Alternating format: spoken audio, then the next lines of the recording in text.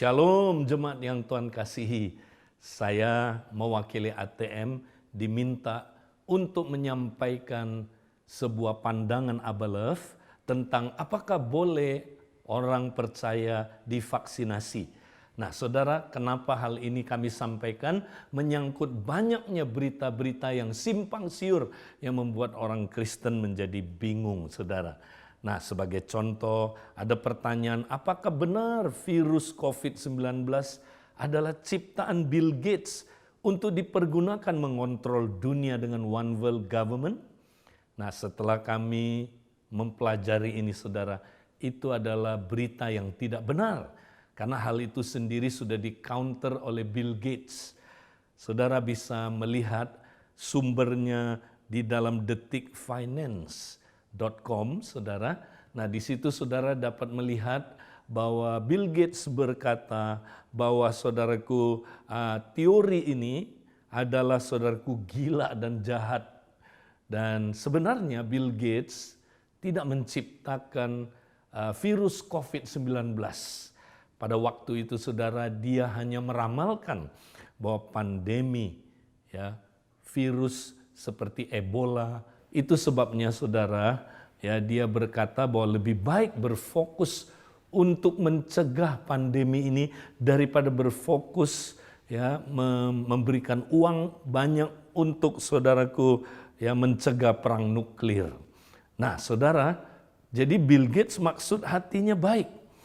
Nah, kita melihat, saudaraku, ada lagi pertanyaan yang berkata, apakah benar Bill Gates merencanakan dan menciptakan vaksin COVID-19 yang telah ditaruh nanochips, bahkan DNA antikris untuk disuntikkan kepada manusia sehingga manusia menerima tanda antikris 666. Nah, saudara, menjawab ini kita perlu tahu dulu siapakah antikris itu, saudara. Memang seseorang bisa saja mempunyai roh antikris, tapi saudaraku, kita akan melihat tanda-tanda sang antikris. Nah, mari kita lihat cepat saja, saudaraku. Yang pertama, antikris itu anti doktrin dasar kekristenan. Dia anti Tritunggal, anti keilahian, bahkan kemanusiaan Kristus. Dia tidak percaya Kristus datang sebagai manusia, ya. Terus dia menolak anak maupun bapa. Nah, saudaraku, antikris adalah bidat terbesar dari Kristen. Artinya dia berasal dari kita, tapi tidak termasuk kepada kita, saudara. Ya, kalau dia termasuk pada kita, dia nggak akan murtad. Jadi mereka adalah tadinya percaya kepada kekristenan, tapi menyimpang jadi bidat.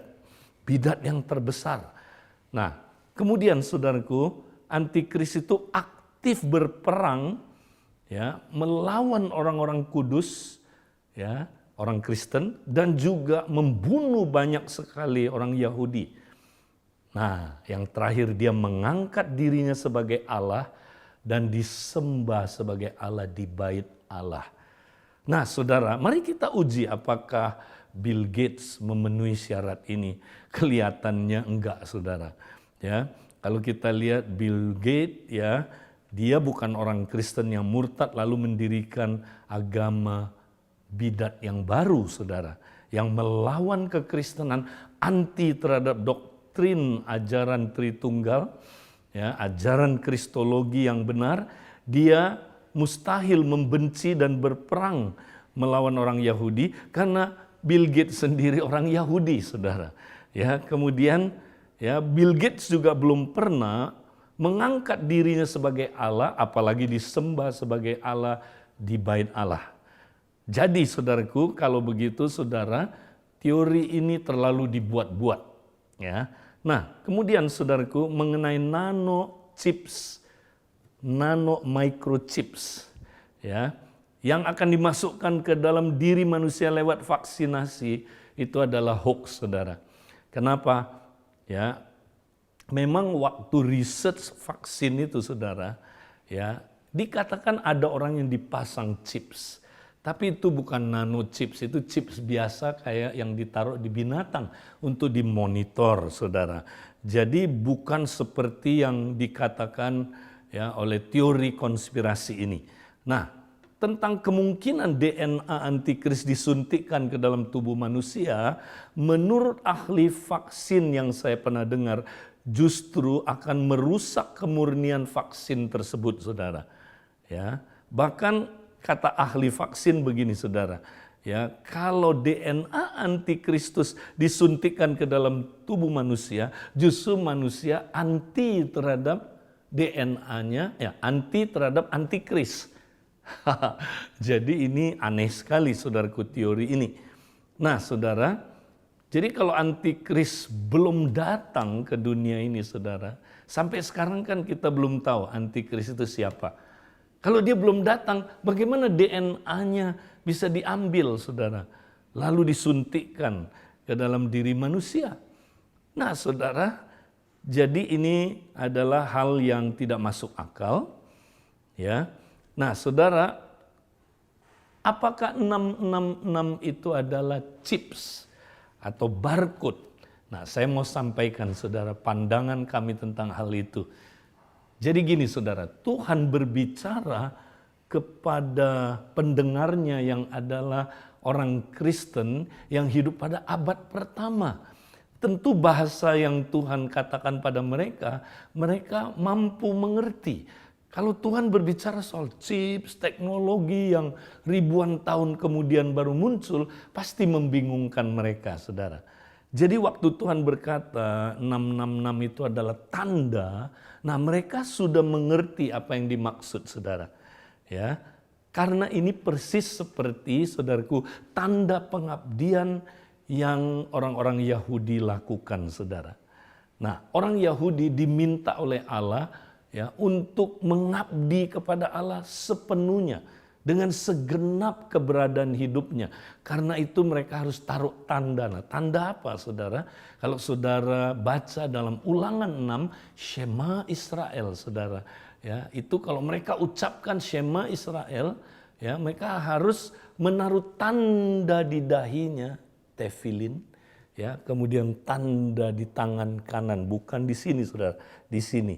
Ya, lengan bagian atas. Ini menunjuk ke hati, ini menunjuk ke pikiran.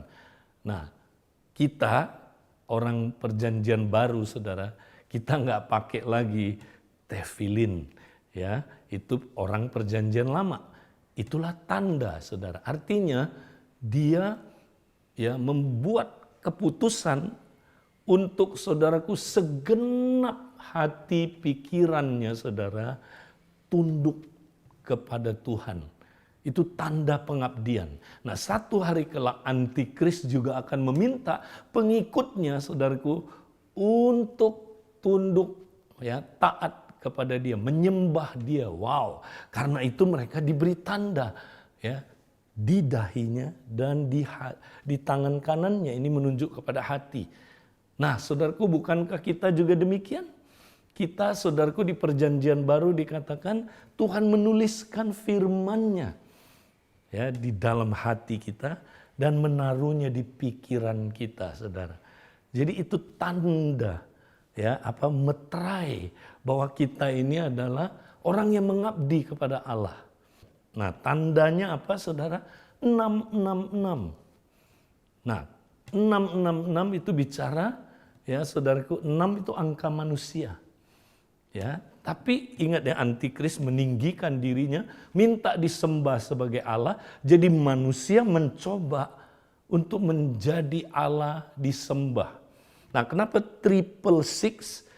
Triple itu, saudaraku, dia ingin meniru Allah yang Tritunggal. Dia juga punya Tritunggal tapi palsu. Yaitu apa, saudaraku? Ya, setan sebagai bapak pembohongnya. Kemudian antikris anaknya, dan saudaraku nabi palsu atau roh penyesat. Mereka juga punya Tritunggal. Jadi itu artinya, saudaraku, 666. Jadi bentuk 666 itu apa? Saya tidak tahu dengan jelas, tapi yang jelas adalah ini adalah meterai ataupun tanda pengabdian, saudara, di pikiran dan hatinya. Menurut saya itu bersifat rohani. Nah, tapi saudara, kita nggak usah takut. Karena ada janji Tuhan dalam firman Tuhan bahwa kita orang-orang pilihannya, orang-orang yang namanya sudah terdaftar di surga, saudara, kita tidak akan menyembah antikris. Ya, saya bacakan satu ayat aja, Wahyu 13 ayat yang ke-8. Dan semua orang yang diam di atas bumi akan menyembahnya. Wow, menakutkan. Tapi tunggu dulu, ini baru koma, saudara. Belum titik. Yaitu dijelaskan siapa yang akan menyembah dia? Setiap orang yang namanya tidak tertulis sejak dunia dijadikan di dalam kitab kehidupan dari anak domba yang telah disembelih. Oh, dijelaskan detailnya. Yang akan menyembah dia, saudaraku, hanya satu jenis orang, yaitu yang namanya tidak tertulis sejak dunia dijadikan. Nah, jadi orang yang namanya tertulis dalam kitab kehidupan, saudara, nggak akan menyembah dia. Bahkan nanti, saudara, dikatakan waktu Tuhan datang, dia akan mengumpulkan semua orang pilihannya. Wow, kalau kita udah terima Yesus sebagai Tuhan dan Juru Selamat, berarti nama kita adalah tertulis dalam kitab kehidupan, dan waktu Tuhan datang, kita adalah orang-orang pilihan yang akan diangkat oleh Tuhan. Jadi saudara, ada jaminan kita nggak akan diberi tanda itu dan nggak akan menyembah antikris. Jangan takut saudara, asal saudara setia. Nah, jadi pertanyaan yang terakhir begini saudara, bolehkah orang Kristen menerima vaksin COVID-19? Nah, jawabannya gini, setelah kita meneliti hal-hal di atas, kita dapat simpulkan bahwa COVID-19 tidak ada kaitannya dengan antikristus dan tanda 666. Nah, jadi virus COVID-19 adalah virus yang nyata seperti virus-virus lain. Seperti SARS, MERS, Ebola, flu, dan lain-lain. Nah, virus yang demikian, saudara, itu hanya efektif dibasmi lewat apa, saudara? Vaksinasi. Jadi, saudaraku, yang paling efektif adalah kalau seluruh dunia divaksin, saudaraku. Sehingga terjadi, saudaraku, ya, tingkatan herd immunity, saudara. Nah, karena itu, saudara, kalau ditanya apakah vaksinasi itu bertentangan dengan Alkitab? Tidak, saudara. Jadi saya mau simpulkan, bolehkah orang Kristen divaksin? Ya, saudaraku, boleh. Boleh, itu tidak salah, tidak bertentangan dengan firman Tuhan. Bahkan, saudara, sebagai warga negara yang baik, kita perlu mendukung program pemerintah, saudara, untuk apa, saudara, mencegah ya semakin luasnya pandemik COVID-19 ini. Nah, karena itu saudara, mari kita divaksin. Asal saudara tentunya ya kita berdoa minta hikmat Tuhan dan di bawah tuntunan para ahli ya. Tentu pemerintah, saudaraku, tidak akan ceroboh ya, mencelakakan rakyatnya ya dengan memasukkan vaksin-vaksin yang tidak aman. Ya, nah tentu ada detailnya, saudaraku, misalnya orang tua ya, saudaraku, di atas 60 tahun, orang yang udah pernah kena COVID, orang yang berpenyakit ya, saudaraku, tertentu. Nah, kita perlu dengar tuntunan dari para ahli ya. Tentunya kita perlu sabar juga ya dan berdoa minta hikmat Tuhan. Nah, saudara, jadi kita jangan melawan sains. Ya, karena vaksinasi ini sesuai dengan ilmu pengetahuan, sains. Nah, iman Kristen tidak boleh bertentangan sama sains, saudara. Nah, walaupun di dalam kekristenan ada kesembuhan ilahi, tetapi, saudaraku, Alkitab tidak bertentangan dengan pengobatan medis yang sesuai dengan sains. Contohnya, saudaraku, Yesus sendiri berkata, saudara, orang Samaria yang menolong orang yang dipukul dengan luka-luka di pinggir jalan, masih ingat? Dia bawa dia ke tempat penginapan, lalu lukanya dibalut dengan minyak. Nah, bukankah itu apa, saudaraku, pengobatan? Ya, Yesus sendiri menjelaskan itu. Jadi tidak bertentangan sama iman Kristen, saudara. Ya, kemudian saudara, Paulus sendiri berkata pada Timotius, kau minum anggur sedikit supaya pencernaannya baik, saudara. Bukankah itu pengobatan? Nah, jadi saudara, kita nggak boleh fanatik ya menentang saudaraku sains. Kalau saudara menentang sains, saya nggak mau, hanya iman. Ya udah, saudara jangan pakai 1 tambah 1 sama dengan 2. Jangan, karena itu sains. Allah tidak pernah bertentangan saudaraku sama sains. Sains yang benar ya, kecuali pseudosains. Nah saudara, jadi Tuhan ya, bahkan semua saudaraku sains itu dari Tuhan. Jadi kesembuhan medis itu dari Tuhan, saudara. Nah tapi kalau saudara bilang, enggak, saya percaya saya bisa sembuh tanpa makan obat, tanpa ya mengikuti kesembuhan medis, silakan saudaraku, bagus, itu iman, saudara percaya itu bagus. Tapi saudara nggak boleh menghakimi yang lain, berkata kalau kamu ke dokter kamu dosa. Nah itu kita nggak percaya di Abba Love. Nah saudara, jadi mari saudara ya, kita mau saudaraku dapat ya pencerahan yang benar sehingga kita nggak sesat pikir. Tuhan memberkati saudara.